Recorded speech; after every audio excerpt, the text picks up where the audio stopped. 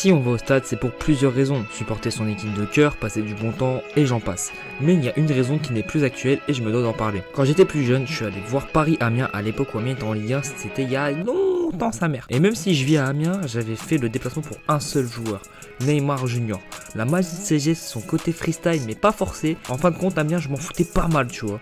Comme pas mal de monde dans les tribunes, nous étions là pour Neymar. Et aujourd'hui, nous allons parler de ce joueur iconique. Non, je rigole, on va parler de son style de jeu. Vous savez, si ce style de jeu qui nous est payé notre billet, qui nous est sauté de notre chaise et ces gestes que l'on reproduisait à l'école le lendemain matin. Bienvenue dans ce premier épisode qui est 3 joueurs avec le Joga Bonito, c'est parti. Avant de commencer, qu'est-ce que le Joga Bonito, vous allez me dire? À la base, c'est un style de jeu des Brésiliens dans les années 90-2000. Et actuellement, on dit que c'est vraiment juste leur style à eux. Mais je pense que ça a un peu changé. Pour moi, c'est un style foot de rue avec beaucoup de skill qui a que sur FIFA quand tu fais que le joystick à droite. Et tu sais, c'est le genre de style qui fait crier dans les tribunes. Mais c'est pas que des gris inutiles, c'est une mentalité.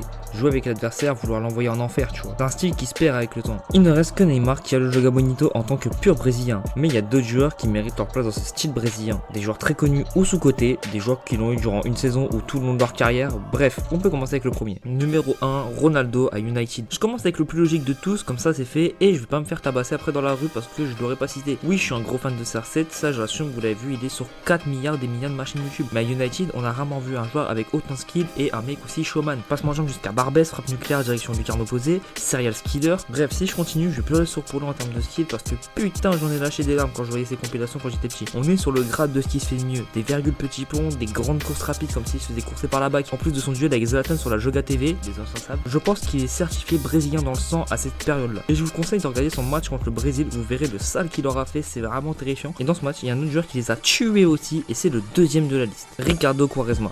Promis, j'arrête la propagande portugaise, je vous en supplie, lâchez-moi. Mais Ricardo Quaresma, c'est pire que CR7. Il aurait dû y avoir une lumière énorme sur ce joueur, tellement il a marqué la street. À Porto et au Besiktas, c'est quelque chose. Surtout à Porto, je m'en rappelle du niveau. Personnellement, je trouve que c'est de l'art. Franchement, Mona Lisa n'a qu'à bien se tenir. Il a réussi à te drop un niveau digne des plus grands alors qu'il joue dans un championnat qui était très mine. Ses extérieurs du pied en pleine lucarne, son extérieur à l'Euro 2016. Et évidemment, je le mets dans mon livre des joueurs méritant le Joga Bonito. Penchez-vous également sur son niveau de skill et vous me dites en commentaire si vous êtes d'accord avec moi. Mais personnellement, il est dans ma liste. Troisième et dernier joueur, sûrement le moins connu des trois, GG Okocha. Faut en parler car c'est fou comment actuellement aucun jeune ne parle de ce joueur. Un duo de malade avec Ronaldinho à l'époque où il jouait au PSG. Il avait des techniques que seul lui connaissait la recette. Des techniques dignes d'Inazuma Eleven ou Galactic Football, c'est comme tu préfères. Et je me rappelle de son geste phare qui était une genre de fin du corps chelou. Et beaucoup ont repris ça plus tard avec des passes millimétrées, des buts magnifiques.